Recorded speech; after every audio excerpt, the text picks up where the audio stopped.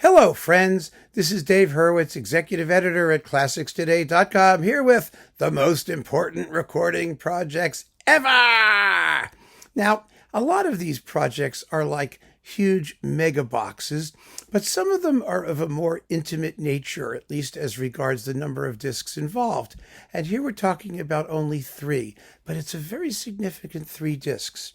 It was this lovely set on Nightingale Classics of the complete Richard Strauss orchestral songs. I mean, Richard Strauss, orchestral music, vocal music. That's what the guy did, right? But there would never been an edition of the complete Richard Strauss songs. And here we have them sung by, let's see who's singing, Adrian Pieczonka and Edita Gruberova. Nightingale was her label, by the way. Judith Howarth, Petrova, Peter Straka, Bo Skovhus, and Moll. I mean, very fine collection of singers.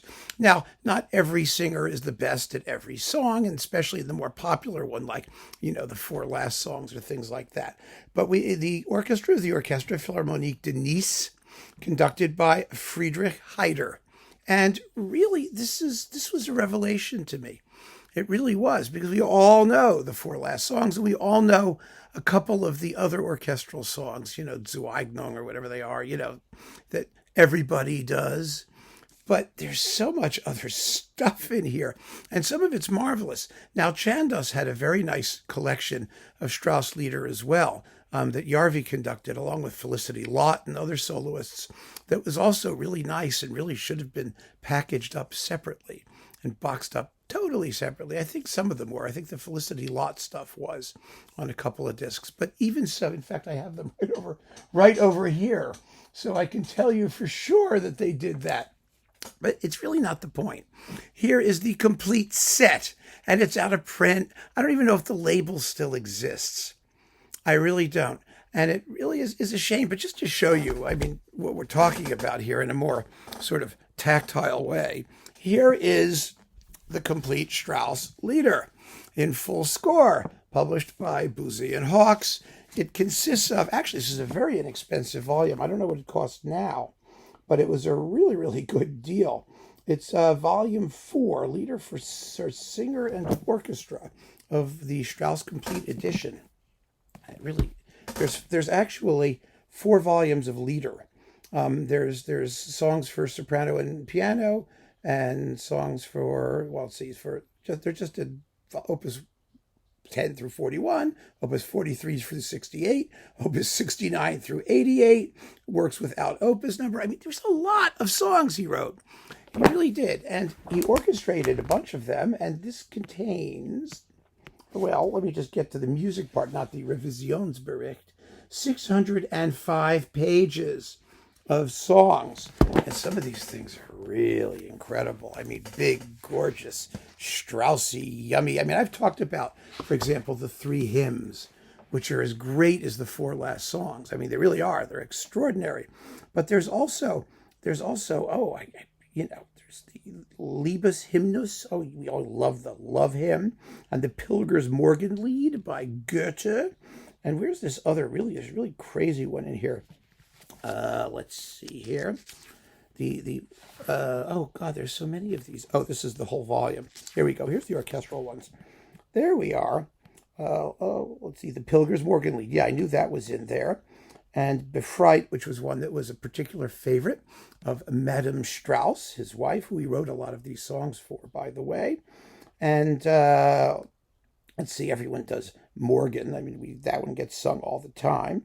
The Notturno. Notturno, which is gorgeous, and it's like 15 minutes long. It's a whole operatic Szene, and Freundliche Vision, and Waldseligkeit, and Die Heilige Drei König aus Morgenland. That one's great. And Spring Fire, Frühlingsfeier. Spring Fire, it's actually found before. Frühlingsfeier is spring celebration, spring rites. It's just the rite of spring. There you go, Frühlingsfeier. It's the thing. And, there's just more. Just so many more. And they're just delicious. And they're all here. They're all here. But more importantly, put that on the cat stand, they're all here. and very, very nicely done. And there is no competing complete set of the Strauss complete orchestral leader. And I think the reason that Strauss's orchestral songs are less well known than they really ought to be is because he didn't do cycles. He didn't write song cycles. He published groups of poems, not in any particular unifying, thoughtful, entitled kind of thing. I mean, even the four last songs are popular because someone gave them a name, four last songs. So they're a clump. But the other things are individual songs. And where are you going to do an individual lead? How are you going to actually program these things? How are you, they get stuffed onto recordings, either as, occasionally a singer does some Strauss Leader or songs with orchestra. They pick a few, which is the way we normally encounter them, or they're fillers to the tone poems like Chandos did, or some unusual Strauss.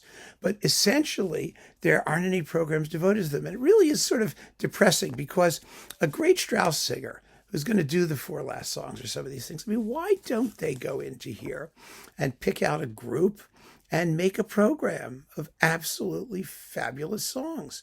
I mean, there's how many of them are there here? Well, I can tell you here. It's actually easier if we go back here and look it up.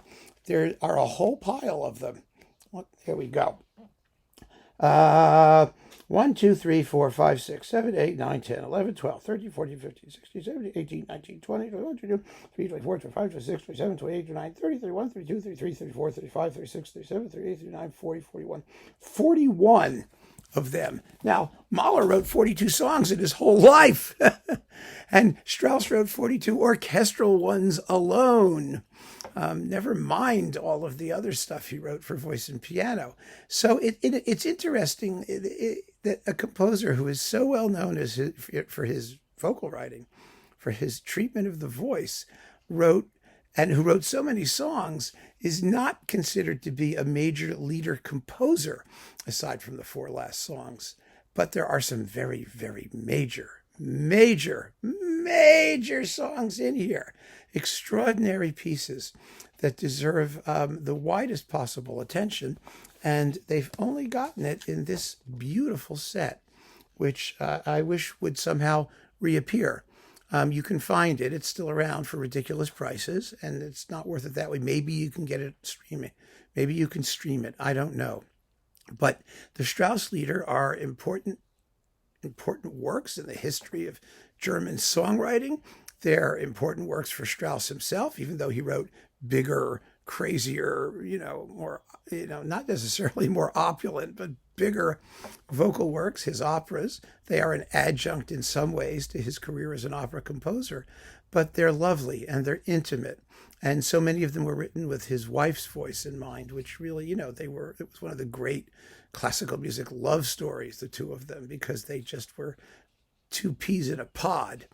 And so there's that aspect of his life too, the domestic, aside from the opera Capriccio, which was not Capriccio, Intermezzo, which was, a story in his actual life that horrified his wife, that he turned it into an opera.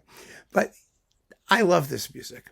It was a real discovery for me. And I spent many a happy evening with these songs and this this score, just snuggled up and enswathed in rich orchestral sonorities and beautiful vocal writing.